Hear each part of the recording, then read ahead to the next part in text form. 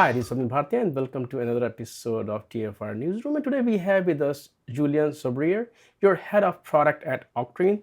First of all, welcome to the show. Thank you. Thank you for having me. If I'm not wrong, Octarine is coming with some new announcements. One is around most of this is around Kubernetes security. I think you're announcing two open source projects. One is Kubernetes common configuration is scoring system, and the second one is Cubescan.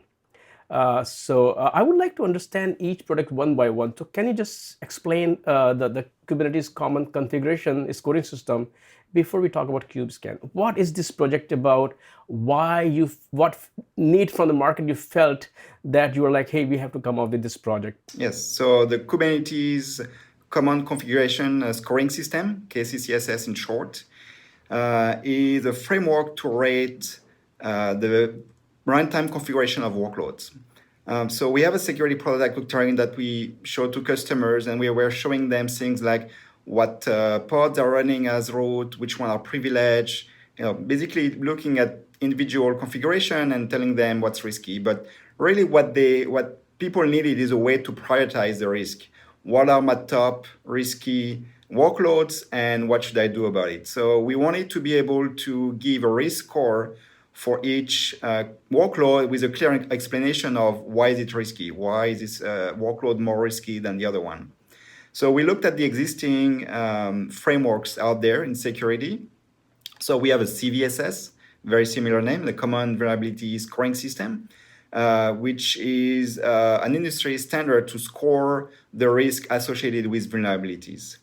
Now, what's different with Kubernetes when we are talking about configuration is that they exist for a reason. They are not vulnerabilities that needs to be fixed. They are just configuration that are more or less risky. So we needed to adapt this system. And also, we didn't want to rate individual configurations separately. We wanted to be able to aggregate them together to show how two risks together makes it a lot more risky than two other risks. So we continue looking. There is some other project that we looked at, but in the end, we decided to do something that's both familiar to people. So we use the CVSS methodology to rate individual score to explain the impact of to the availability of the cluster, confidentiality, integrity, are they remote, are they local? But we are able to use all of this information about workloads to create a unique risk for the entire workload. So that's what KCCSS is. It's both a framework that gives a common way to score a workload, but it also comes with a set of rules. So we have 30 rules that looks at things like privileges, pod security policy, etc. Remediation as well that may be used to lower the risk. And makes it easy to run these rules on a workload and to get a risk. And what kind of workloads are ideal for it? So what's great with this framework is that it really allows you to check anything. It could be public web applications that are running on top of Kubernetes, could be internal services, and you can also use it to see what you care. So if it's a private service that's not exposed to the internet, maybe the impact to integrity, making sure that you don't have a way for people to get access to your confidential information is more important to you than whether it's available because it's a private. If you are working with a web application that's on the internet, maybe the availability is more important to you because it's easily accessible from the outside, and we want to make sure it's not DOS, for example. So you can use it for everything. You can decide what's your focus: integrity, availability, confidentiality. And really what's the power of the framework is really showing you how two different risks make it more vulnerable, more risky. A good example that we see quite often is a privileged container that's directly exposed to the internet. So now you have a local risk container being privileged with a remote risk. Now it's directly available to the internet, so it's discoverable by attackers, is it's easier to reach, and it can take advantage of vulnerabilities to be able to exploit these local security risks. So that's how two different risks are higher than maybe two local risks for a service that's not available, not reachable through the internet. One challenge with containers is that if you're downloading or getting them from those public repositories, is that you really don't know what are the hard links where they are going to. With any update, you can totally change the whole. So how do you really keep up with what's going on inside of a container, and what are the actual risks there that you're trying to mitigate? Yeah, so there are a couple of challenges with Kubernetes. One is shifting the responsibility of the infrastructure from what used to be maybe an infrastructure team, an ops team who was very familiar with setting up infrastructure, securing infrastructure, to developers who maybe in their past didn't have to care about the infrastructure. Now with Kubernetes and infrastructure as code, with a line of code, they can add a load balancer, they can add they can change the infrastructure and don't necessarily know what are the risks associated with that. So that's one of the first challenge. And the other one is the power of Kubernetes. You can download from somewhere a YAML file that has the service that you want configured, but you don't realize that one of the lines include the load balancer. So maybe the service that you wanted to make as private now include the load balancer and is available on the internet. And it's just one line of code, so it's very easy to miss. That's why security for cloud natives and DevSecOps is moving more toward guardrails, where you want to keep the developer agile. You want to make sure that they can use all the power of Kubernetes, including setting the infrastructure in one sense with YAML file, but you want to put boundaries. So you might want to put boundaries on your egress and egress traffic, on what services are available to the outside, and maybe then some best practices. So you might want to have a special process for some type of privileges. If somebody needs to have a container running as root or some advanced capabilities, have a review process to make sure that this is okay. So now let's just switch gears and move to Cubescan. Talk a bit about what is that project all about. Yeah, so KCCSS is a set of rules, a framework, and we wanted a way for people to actually try it easily without having to understand what are the rules, maybe doing some manual mapping. So that's why we created Cubescan, which is a container that you install in your cluster that includes all of the KCCSS rules. And in a nice UI, show you the results. So it scans your entire cluster, shows you the risk for each workload, show you the most risky, and then allows the users to drill into the details and see why is a container more risky, what are the different components that make the risk higher or lower with remediation. So Cubescan is basically an easy way to run KCCSS in your cluster. Now, if you look at both of these projects, I have a couple of questions regarding, you chose to open source. First of all, why you decided to make them as open source project? Yeah, so a couple of reasons. One is if you look at the best practices for security that are widely adopted, right? They are all open source. That it's saying that you need many people to contribute to keep updating. So whether it's CIS benchmark for Kubernetes, the CVSS I mentioned, basically all the industry standards. So we want people to be able to contribute to make it better and also to expand it. There's no way we're going to be able to cover all the security tools out there that you may install in your cluster and create roles for that. So we want vendors, open source tools to be able to add roles. We want customers, users to be able to create their own roles. So I think for a framework, it needs to be open. People needs to be comfortable with the information, really understand all the details, and have confidence that the score that they see makes sense. So they need to be able to drill down into the details, and that's why we think being open source, being able to have many contributors is very important. So do you have any such ambitions of, number one, what kind of community you want to build? How do you plan to engage other partners who can also be your competitors? And also, what is your long-term plan for the governance and sustenance of the project? Yeah, so we want we'd like ideally to put it into an umbrella like the CNCF, maybe security SIG. It's a bit early. The first step for us was really to put a lot information out there, making sure that people understand what are the goal, what it's all about. We also, while we were building the rules and the scoring mechanism, we wanted to make sure that the output is right, that when you use it, you actually get a good score. So we've been running it with many users and make sure that everything makes sense to them, that everything looks good.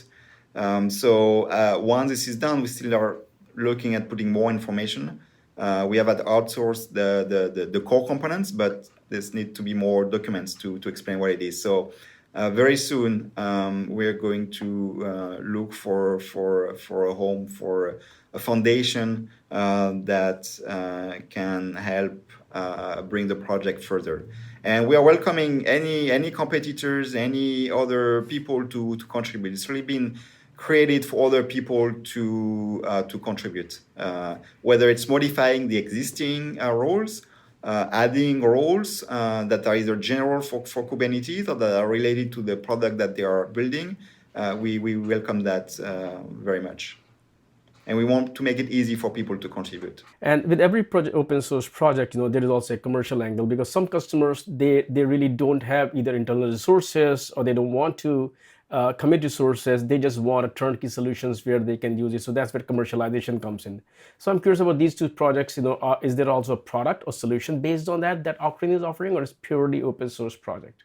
So Cubescan is the open source project that we maintain, but we have a bigger security solution that does include the risk core, but it includes many other things like runtime, network security with firewall, IDS, policies around Kubernetes. But they are very related in the sense that every change that we made in the security product, you will find it in the Cubescan a couple of weeks later. So we will keep updating both of them at the same pace and using KCCSS in both products. So you won't have for KCCSS, you will be exactly the same. They won't be like a light version and the full version. It's all going to be full.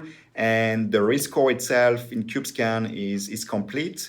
The products add, again, a lot more feature, management of the risk, Jira integration, runtime security for all the aspects of Kubernetes.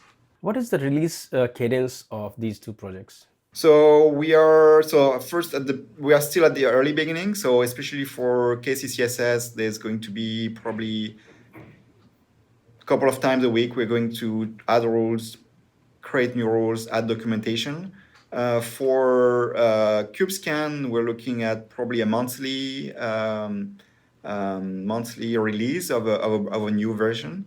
But hopefully, with more external contributors, we can have a higher cadence of releases. You just announced the project, but there have always been components of a lot of things Octarine is already doing. So I'm just curious, who is either using it, or who you plan, or who do you think that would be the ideal use case for these two projects?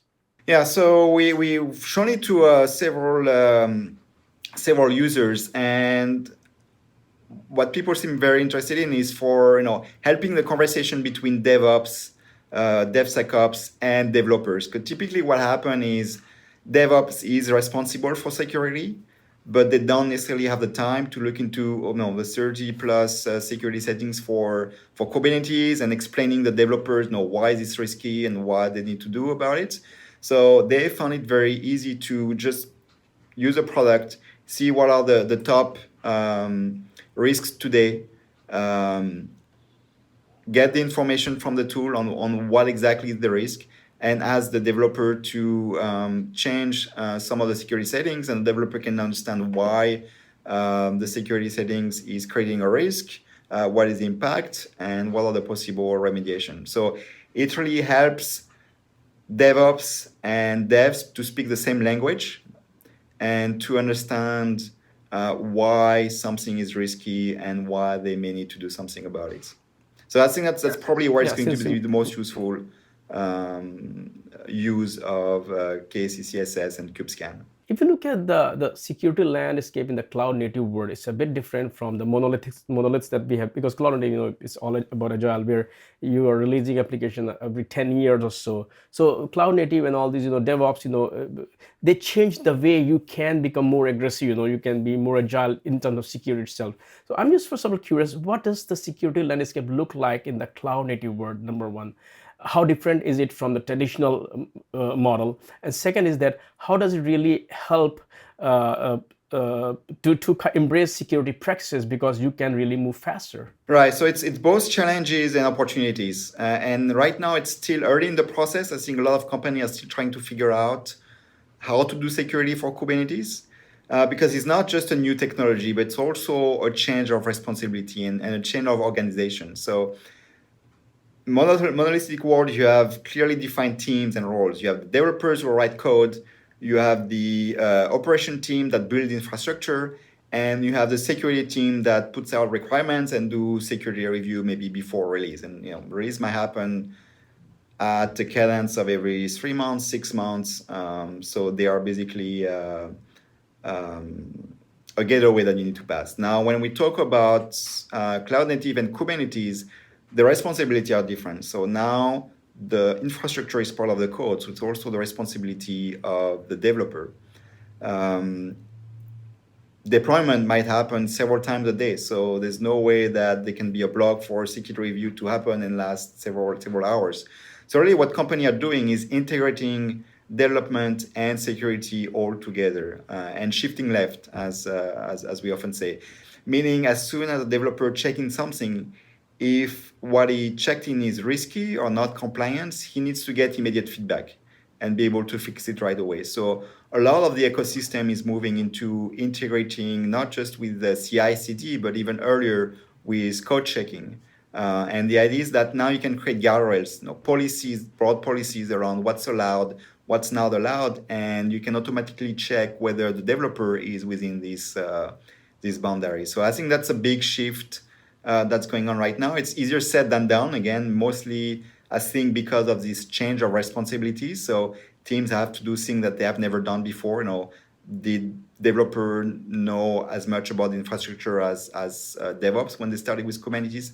Probably not. So there's a lot of knowledge, a lot of communication that needs to happen, and a good understanding also of the new challenges of Kubernetes. Because one of the things I haven't mentioned yet is that Kubernetes implements a lot of things that were already in place. So with Kubernetes comes a new network layer. With Kubernetes comes a new way to do role-based access. With Kubernetes comes a new way to configure Docker.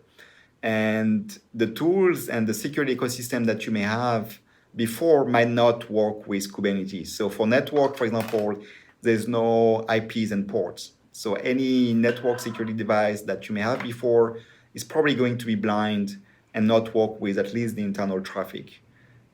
Same thing with RBAC. RBAC for users, RBAC for service accounts, RBAC for workloads. You probably don't have a system that works with that. So you have to understand how it works, what are the new requirements, what's different from what you had before, and probably get a new tool that will help you do all the security that you used to do in monolithic world with Kubernetes. So it seems like it's, once again, it's more of a social and people problem than technology problem. Yes, so that's the opportunity, with the new technology and maybe, restarting looking at security to have more open source tools. But the downside is one of the issues that security team are having is, they don't necessarily want to have 30 different tools all looking at the very specific issues. Because now you have the issue of being able to aggregate different signals from different places, whether it's your policy, your incident response, your remediation, and if you have 30 tools that don't talk to each other, it actually makes things harder. So there's a balance between being able to leverage open source and all the advantages that come with it, but at the same time having an integrated solution. And usually that's what's missing from the open source is ability to manage many different security tools all together and have a unified view of your security posture. If you look at 2020, what kind of, because there is now a lot of awareness regarding security, and people are doing things. So what kind of either trends you see in the market, or what problem do you think that we should be solving? Yeah, so I think in the past until now, the security for Kubernetes has been mostly security around Kubernetes. So what a lot of company has done is making sure that their API server, for example, is safe, that the Docker images that are being deployed have been scanned, but they have not yet looked inside Kubernetes. And I think that's the big change that we are seeing right now. Is people understand that scanning images is not enough. What happened once the image has been deployed? Is it deployed securely? Who has access to this image? What can it do on the cluster? How do I know if I get breach? We've seen in the past when Kubernetes breaches have been in the news.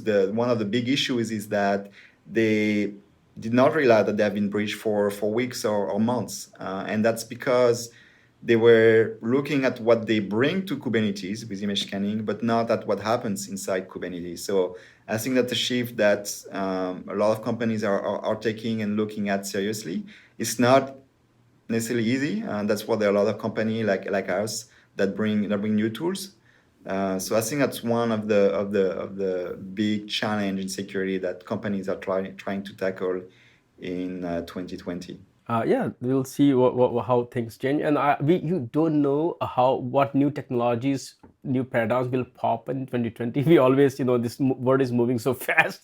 It is hard to. Yeah, it's moving very fast. I think there's still a lot of technologies that now are just starting to be integrated into Kubernetes. Now I'm thinking of the operators. A lot of people are very bullish about the role of operators, and they can certainly help with security as well.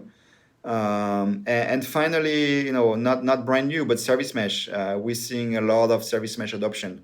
It's been in the back burner of many companies for a while. I think there was maybe some maturity issues, but we've been seeing an acceleration of service mesh adoption, especially Istio, in the past 2-3 months. I think a big difference from company just looking at it to now people finally implementing into production. So that's also going to be great opportunity, but also challenges for security with encryption, visibility, and maybe a new layer where you want to look at security now. So maybe not doing just at the Kubernetes layer, but at the service mesh layer. Right, yeah, every new technology comes with a set of challenges and of course opportunity. Julian, thank you once again for taking your time out and talking to us today to explain these two projects, and I look forward to seeing you in future once again. Thank you. Thank you very much.